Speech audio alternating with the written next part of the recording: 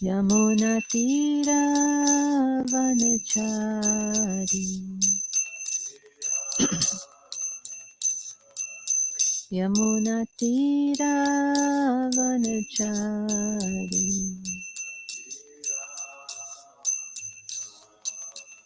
Jaya Radha Madhava Kunja Bihari.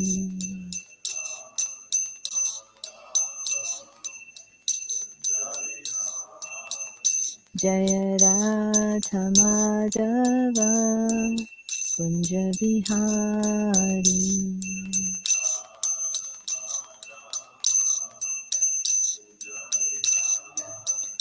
Jaya Gopi Jana Vallabha Girivardhari.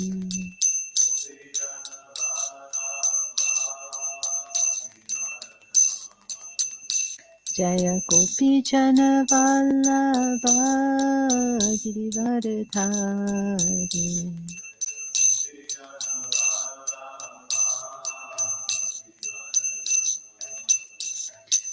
Yashodanandana Braja Jana Ranjana.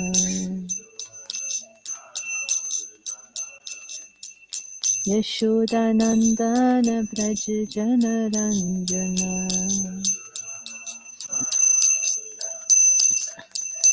Yamunatira vanachari. Yamunatira vanachari. Jaya Radha Madhava Kunja Bihari.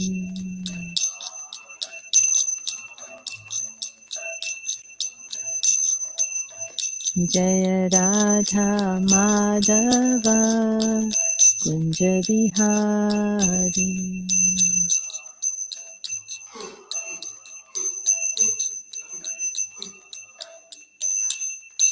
Iskon Guruvind ki jai, Shri Prabhupada ki jai, Shishi Godinatai Mai Prashishi ki jai, Gaur Premanand Hari.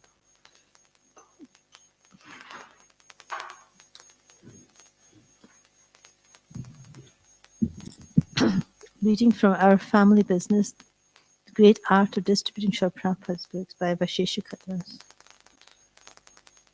Chapter 3,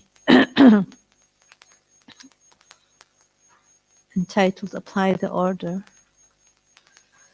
When Srila Prabhupada penned his 7 purposes of ISKCON, marking the official inauguration of his movement in the West, he included as the 7th and final purpose the way to achieve all the Society's other purposes, with a view towards achieving aforementioned purposes to publish and distribute periodicals, magazines, books, and other writings. Those among Srila Prabhupada's disciples and followers who have embraced his instruction to distribute his books are now passing that same order on to the next generation. By accepting the order, ISKCON members are benefiting both themselves and the world. So it was to keep his spiritual master's order alive that even before he had ample quantities of books or the facility or manpower to sell them or print more, Srila Prabhupada concentrated the attention of the earliest members of his newly formed society on his books. Shyamasundar Das, who joined ISKCON in 1967, tells how even before ISKCON's presses started rolling, Srila Prabhupada publicly read from his books every day and painstakingly explained their contents. Srila Prabhupada ki jai.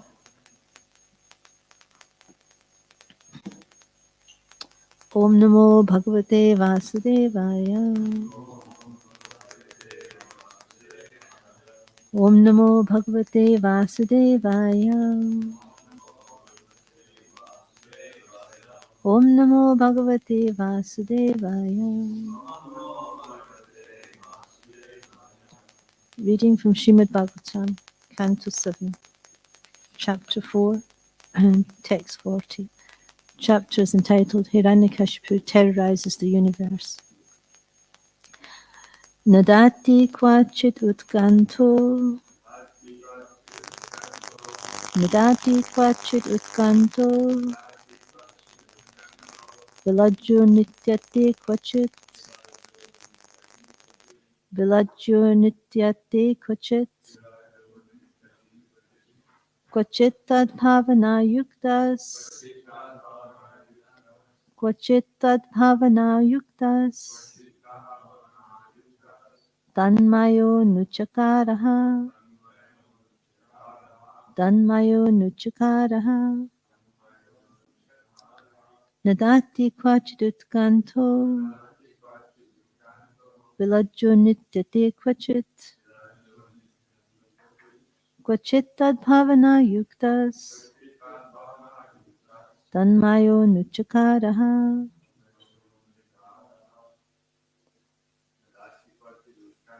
Nadati kvachidutkanto. Vilajyo nityate kvachit. Kvachit tad bhavana yuktas. Tanmayo nuchakaraha. Nadati kvachit utkanto. Vilajyo nityate kvachit. Kvachit tad bhavana yuktas. Tanmayo nuchakaraha. Nadati kvachit utkanto. Jantavati kvachit. Kvachit tad bhavana yuktas. Tanmayo nuchakaraha. Nadati kvachit utkanto. Nityate kvachit. Kvachit bhavana yuktas. Tanmayo nuchakaraha. Nadati explains loudly, addressing the Lord, O Krishna. Kvachit, sometimes. Utkanta, being anxious. Vilaja, without shame. Nityati, he dances. Kvachit, sometimes. Kvachit, sometimes. Tadbhavana, with thoughts of Krishna. Yuktaha, being absorbed. Tatmaya, thinking as if he had become Krishna. Anuchakara, imitated. Ha, indeed. Translation. Sometimes upon seeing the Supreme Personality of Godhead, Prahlad Maharaj would loudly call in full anxiety. He sometimes lost his shyness and jubilation and began dancing in ecstasy, and sometimes being fully absorbed in thoughts of Krishna, he felt oneness and imitated the pastimes of the Lord. Please repeat. Sometimes upon seeing the Supreme Personality of Godhead, Prahlad Maharaj would loudly call in full anxiety. He sometimes lost his shyness and jubilation and began dancing in ecstasy. And sometimes, being fully absorbed in thoughts of Krishna,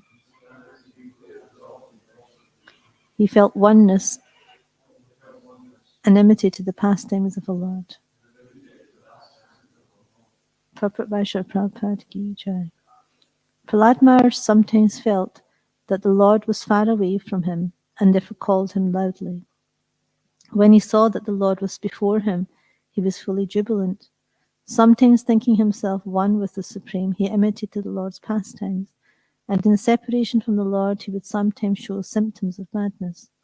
These feelings of a devotee would not be appreciated by impersonalists.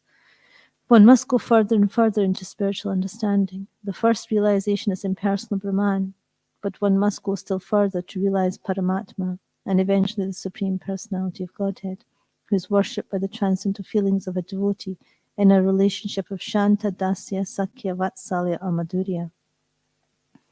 Here the feelings of Prahlad Maharaj were in the mellow of Vatsalya, filial love and affection. As a child cries when left by his mother, when Prahlad Maharaj felt that the Lord was away from him, he began to cry, Nadati.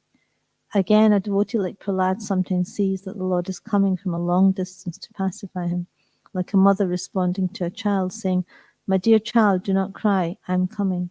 Then the devotee, without being ashamed due to his surroundings and circumstances, begins to dance, thinking, "Here is my Lord is coming." Thus the devotee in full ecstasy sometimes imitates the pastimes of the Lord, just as the cowherd boys used to imitate the behavior of the jungle animals. However, he does not actually become the Lord. Prahlad Maharaj actually achieved the spiritual ecstasies described herein by his advancement in spiritual understanding. Om Jnanatimidandasya Jnananjana Shalakaya Chakshurunmritanina Tasmai Shri Gurave Namaha Shri Chaitanya Manobhastam Stapitam Yena Bhutale Swayam Rupa Kadammayam Dadati Swapadantikam. Jai Shri Krishna Chaitanya Prabhu Nityananda Shri Advaita Gadadhar Shivasadi Gaura Bhaktavinda. Hare Krishna Krishna Krishna Hare Hare Hare Rama Rama Rama Hare Hare. I'll just say the verse again. Sometimes, upon seeing the Supreme Personality of Godhead, Prahlad Maharaj would loudly call in full anxiety. He sometimes lost his shyness and jubilation and began dancing in ecstasy. And sometimes, being fully absorbed in thoughts of Krishna, he felt oneness and imitated the pastimes of the Lord. So, this chapter's in the beginning, it's describing how Hiranyakashipu terrorizes the universe, but now it's describing how Prahlad Maharaj, when he's born, he's exhibiting all these symptoms of ecstasy. It just seems like inconceivable how a demon can beget such a great exalted devotee. But this is part of the Lord's pastimes. So Prahlad Maharaj, because when he was in the womb of his mother, he heard Narada Muni's instructions. And because of that, direct association with Narada Muni, who's such a great Vaishnava, then Prahlad Maharaj became advanced simply by that merciful mercy from Narada Muni. He became so advanced even within the womb of his mother.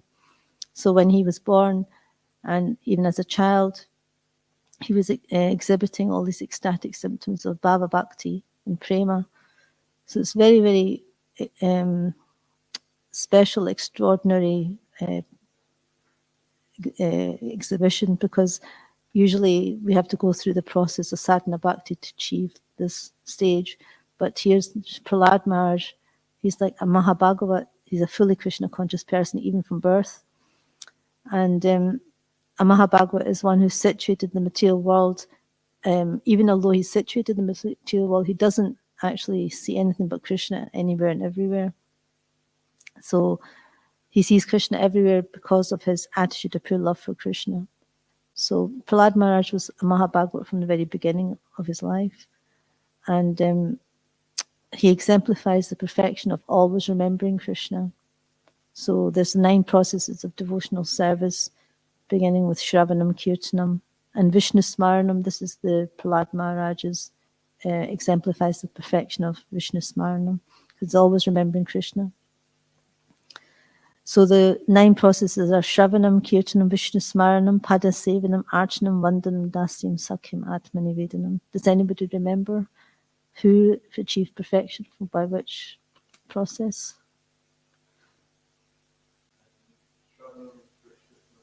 Mm-hmm.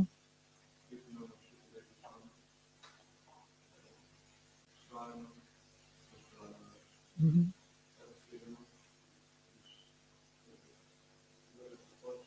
Yeah.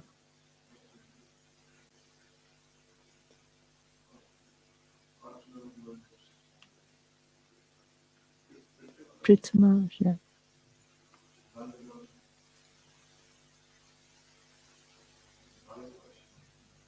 Akrura, because he was praying, offering prayers to the Lotus feet of Krishna. So we've got 3 left. No, Dasyam. Mm-hmm. Mm-hmm. Yeah, that's right. So of all the 9, so we can attain perfection either performing all these 9 processes, or even just one of these processes. Like these personalities achieve perfection just simply by performing one of these processes. But in the Chaitanya Charitamrita, Lord Chaitanya says that of the 9 processes of devotional service, the most important is to always chant the holy name of the Lord, avoiding, and if one does so, avoiding the 10 offences, then very easily obtains the most valuable love of Godhead. So, although all the 9 processes are there, and we can practice some of them or all of them, but the most important is chanting Hare Krishna. The most important is always chanting the holy name of the Lord. So even if we're performing any of the other processes, chanting of the holy name should still be there. So it has to be accompanied by kirtanam, like deity worship should be accompanied by kirtanam. Remembering smaranam should be accompanied by kirtanam.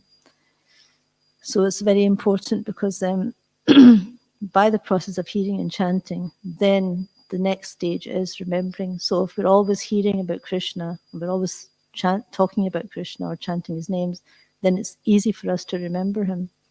But if we're always thinking of mundane things and hearing about mundane things and talking about mundane things, then automatically we'll just start thinking of mundane things. So it's very important that we're hearing the right things and we're talking about the right things. So to achieve success in chanting japa, then we must simultaneously practice all 3 forms of bhakti. So Shravanam, Kirtanam, and Smaranam. So we have to attentively hear the Hare Krishna mantra, and then we chant with feelings of love and surrender, and we remember the Lord's form and pastimes and qualities. So if we do all 3 of these, then when one thinks of the Lord constantly, what's the result of always remembering Krishna? Then, well, what's the result? What is the goal of all that remembrance?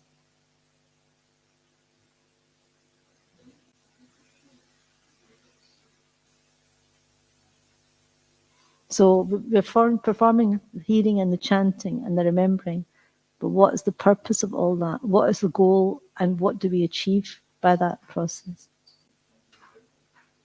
Yes. Yes, we attain prema because Lord Chaitanya says to Jiva Goswami that when one thinks of the Lord constantly, then love of Krishna manifests within the heart. So by this constant remembering of Krishna, then love of Krishna will manifest in the heart. So that's the purpose of all what we're doing. Otherwise it becomes a ritual. We don't really know why we're doing all these processes. The whole ultimate goal is to develop love of Krishna. So and it's interesting in the Brihad Bhagavatam, there's a conversation, I don't know who it is, but the Vishnu Dutas, and they're talking to the sages or something like this, and there's a conversation, they're trying to figure out what is better, is it Kirtanam or Smaranam, which is better to chant or remember Krishna. And the conclusion is that Kirtanam is better than remembering, because when we're remembering, it only benefits our own self. Our own heart is benefited, but when we're Kirtanam, by chanting, we're benefiting others as well. So of the 2, the higher is Kirtanam still, chanting is still the higher, but it has to be not just like mechanical chanting, we have to also remember Krishna. But if we're just remembering Krishna and we're not chanting, then we're not benefiting anybody else except ourselves. So the higher thing is to benefit others as well. So that's the conclusion of all that. Chanting is actually the most important process.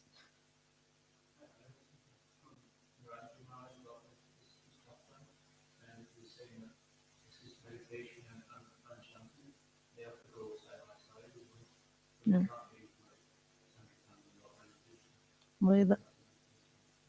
Yeah, that's why I was saying that any other process has to be accompanied by kirtanam. So anything like even remembering or deity worship or anything has to be accompanied by kirtan. So Prahlad Maharaj is experiencing all these symptoms of bhava, like he's feeling the Lord's presence, and he's feeling a separation when he's chanting, and so this is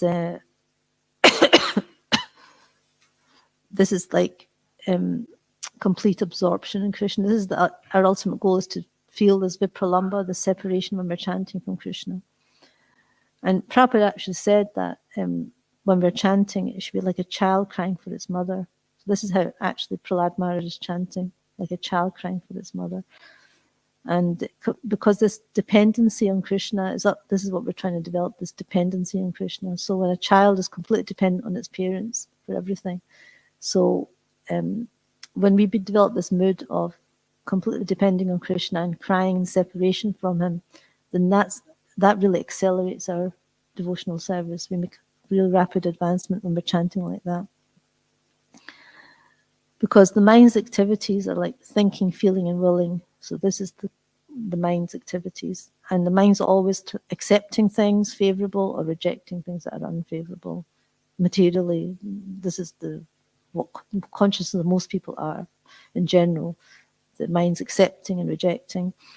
But it's described by Prabhupada in Chaitanya Charitamrita that, but when one's mind does not accept and reject, but simply becomes fixed on the lotus feet of Krishna, then one's mind becomes identical with Vrindavan.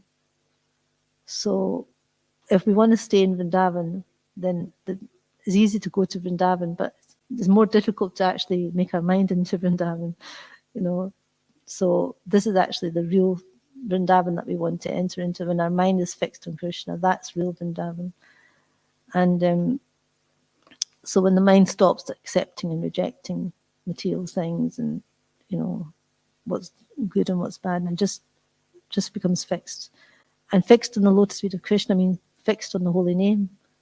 It's like if our mind is totally fixed on chanting the holy names and hearing it, then it's not accepting and rejecting things. It's just focused on Krishna, and that helps us to actually enter the state of Vrindavan.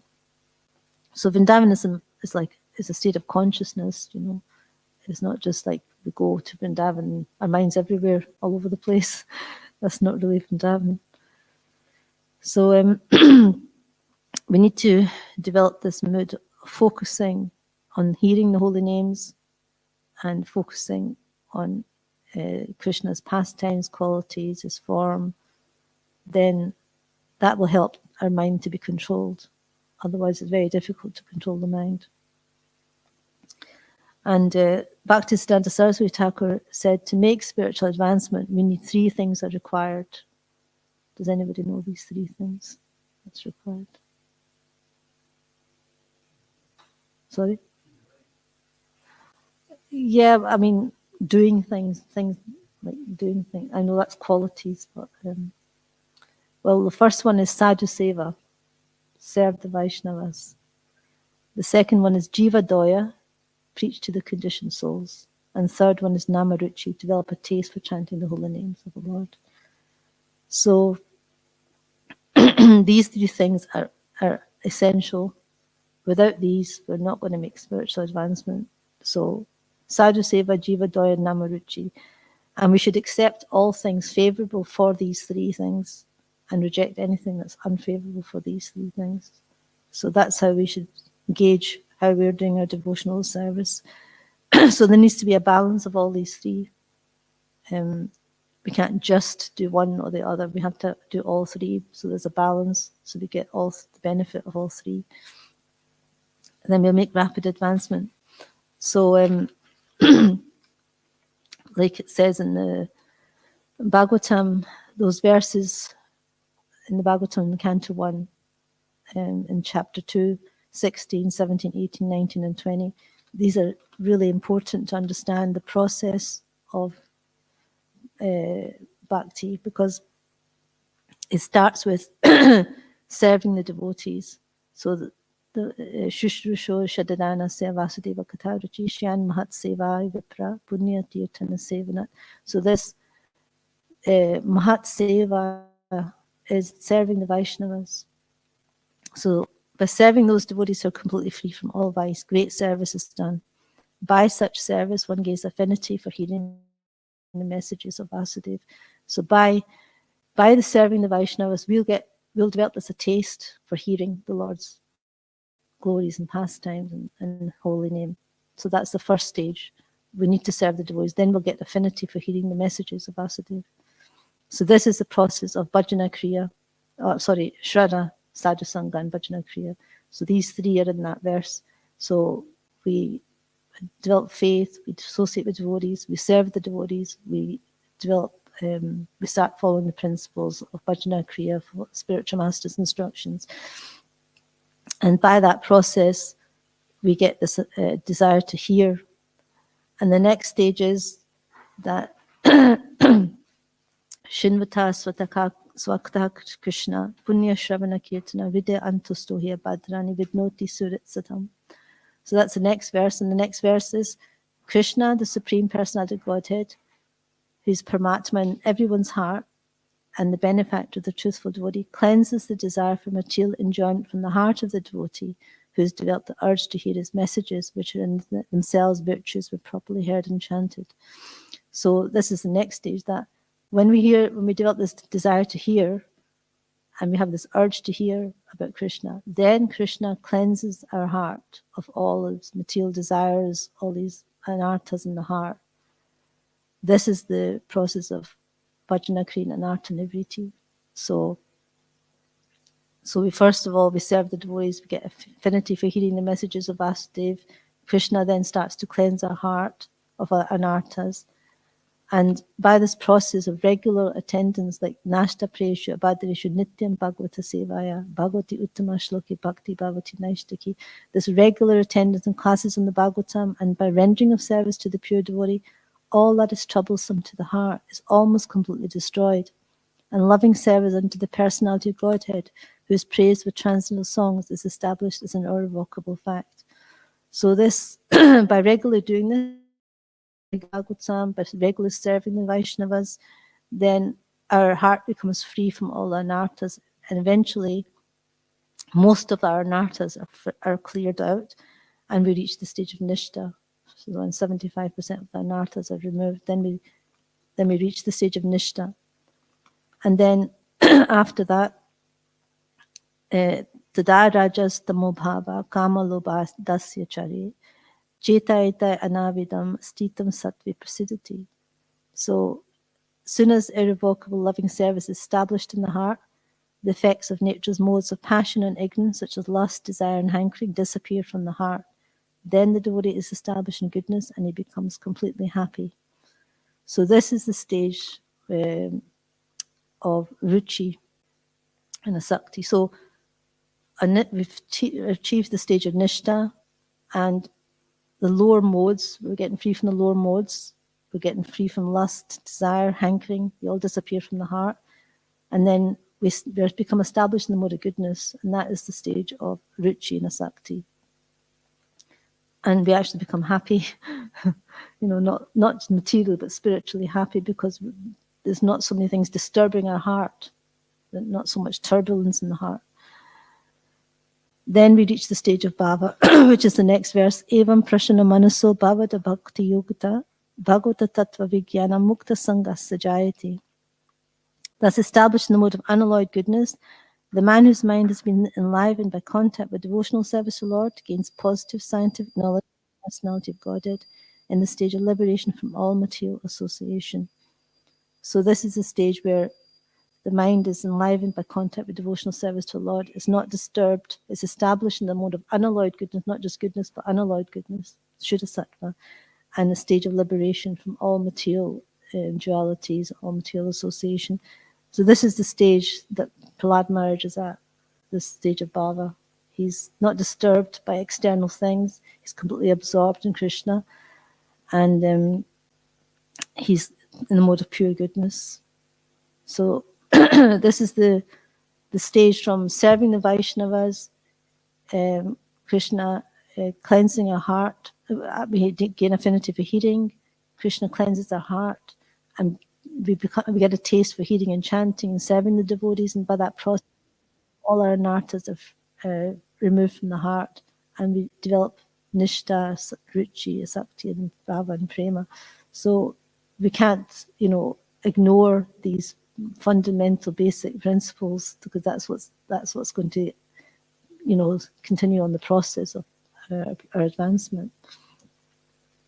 So that's why Bhaktisiddhanta Saraswati Thakur is saying that these are so important: sadhu seva, namaruchi, jiva doya. And the Bhagavatam is establishing the glories of bhakti of the process of devotional service. It's glorifying Bhagavan, Krishna, and it's glorifying the Bhagavatam, because the Bhagavatam is the shelter, which will give us shelter, because it's an incarnation of Krishna. So by reading and hearing Srimad Bhagavatam, this process itself will purify our heart of all the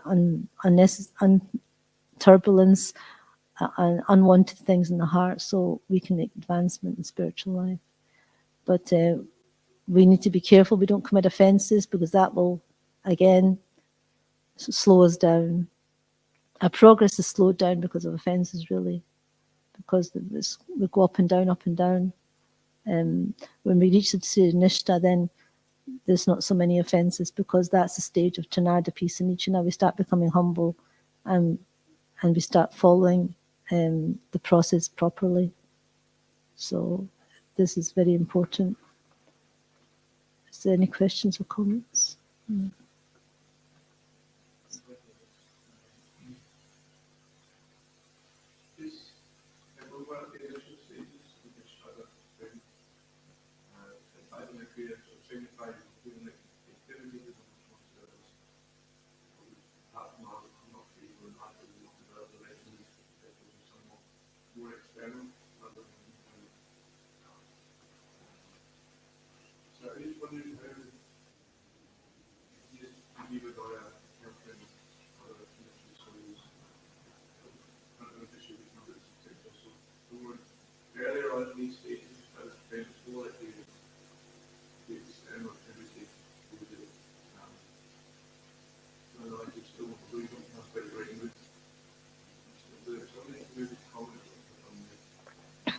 Well, in the beginning, we're doing sadhana bhakti, it's Vaidhi bhakti.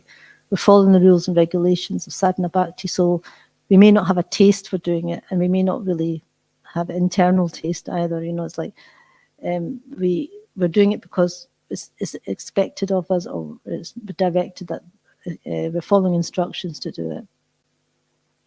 And but that process is like necessary, because it forces us out of this mode of ignorance and passion, is bringing us to the mode of goodness. So it's awakening the dormant propensity in our heart to love Krishna. So it's a necessary stage.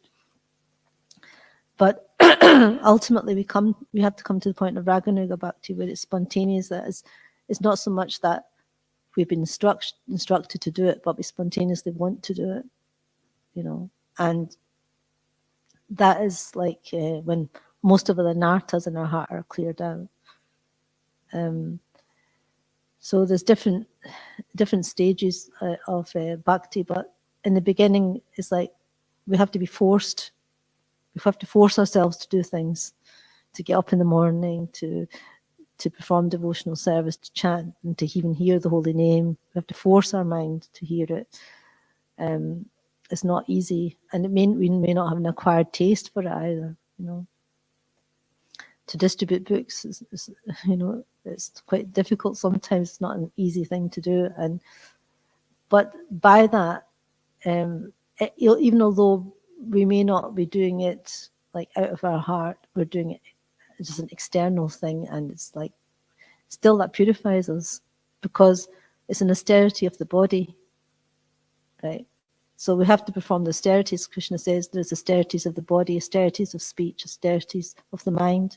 So the easiest thing we can control right at our stage is the body, because we can force our body to do certain things. It's easier mechanically to do things with a body. Then the next stage is to control our tongue, because it's so easy to say the wrong things, to criticize, to find faults. We have to learn to control the tongue. And then even more difficult than that is controlling the mind. And austerities of the mind is satisfaction, simplicity, gravity. So it becomes more and more subtle, and it's more difficult to control. So at least in the beginning, we have to do the right things at the right time, in the right way, so that we can start purifying at least what we're doing physically. So if we're in the right place, doing the right things at the right time, then at least we're purifying our, bodily activities. And then we also have to purify our speech. We should be reciting Vedic literatures, speaking palatable truths that are palatable, not aggravating to others, not argumentative, not fighting. And then finally the mind, we have to control the mind, we have to be satisfied and with our material facilities, whatever externally we have. But we should be eager to hear about Krishna and find out more and more about Krishna. So all these it's part of the process. We can't just jump from like Shraddha to Prema.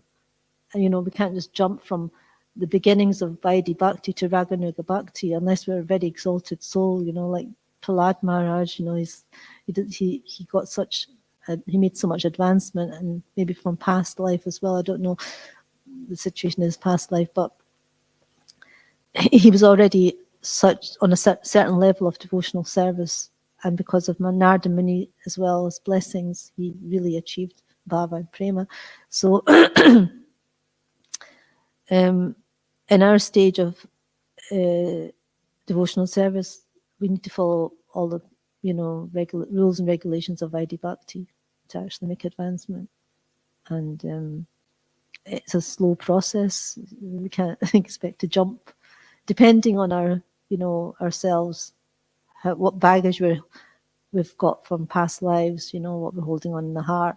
Then it'll take time to purify that. So we can't expect. The problem with the modern world, modern day, is everything has to be instant. So at the touch of a button, we have everything on Google. We don't have to do anything. We don't have to perform much austerities to achieve anything, any knowledge. It's at the fingertips, at our fingertips. So we think that when we come to devotional service, it's going to be easy. We just press a button and we're going to instant Krishna Prema, without too much difficulty, without too much effort. But we need to put all the effort into it. And that's important because Krishna wants to see how much we want it, the effort that we put into it. Then as much effort we put into it, then we get Krishna's mercy. If we're not really putting any effort into it, then we're not likely to get so much mercy. That's how it works. See, Krishna says, as they surrender unto me, I reward them accordingly. So Krishna's made the rule.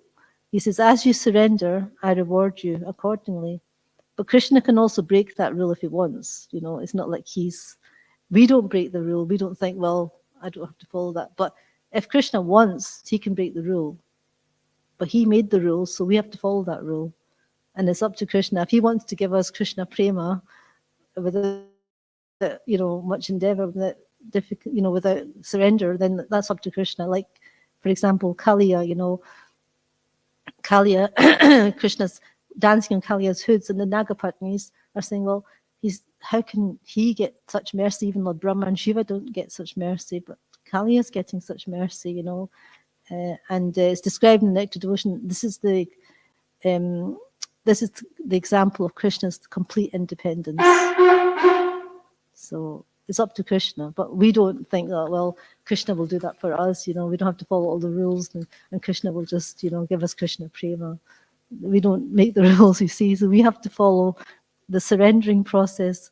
So as they surrender unto me, I reward them accordingly. So we follow that,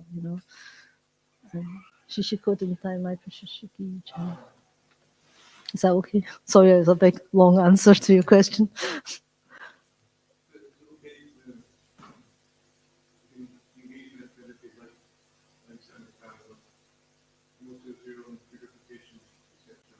Yeah.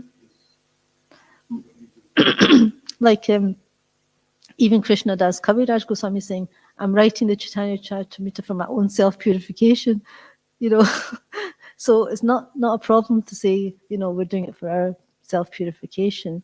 We're also benefiting others, but it's also for our own self-purification because it's helping us to be tolerant and humble and patient, and, we're having to tolerate so many things when we're distributing Srila Prabhupada's books. So that's part of the purification.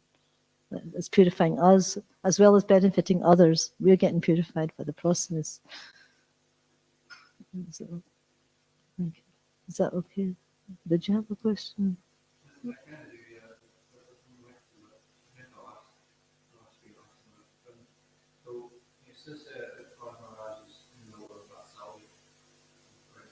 Uh-huh.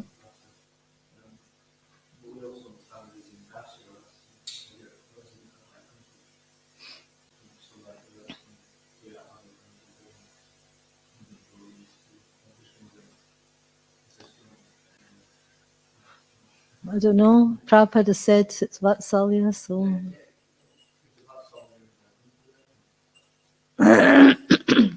it's more Vatsalya on the from the Lord's way, because he's seeing him as a child more than him.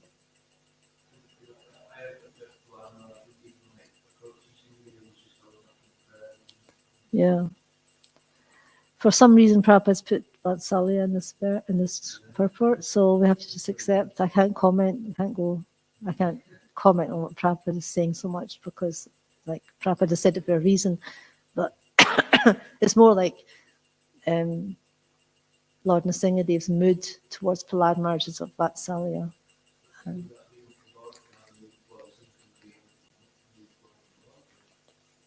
It's possible, because it's possible here.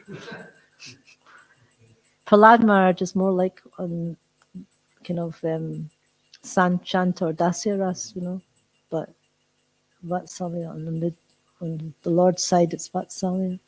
So I don't know. I can't really comment more than what Prabhupada is saying here, because I don't know the reason why Prabhupada put that there. Okay, shall we stop this now? Okay. Granth Srimad Bhagavatam ki jai, ISKCON Guru Vrinda ki jai, Shri Prabhupada ki jai, Gaur Premanand. Hari Bol.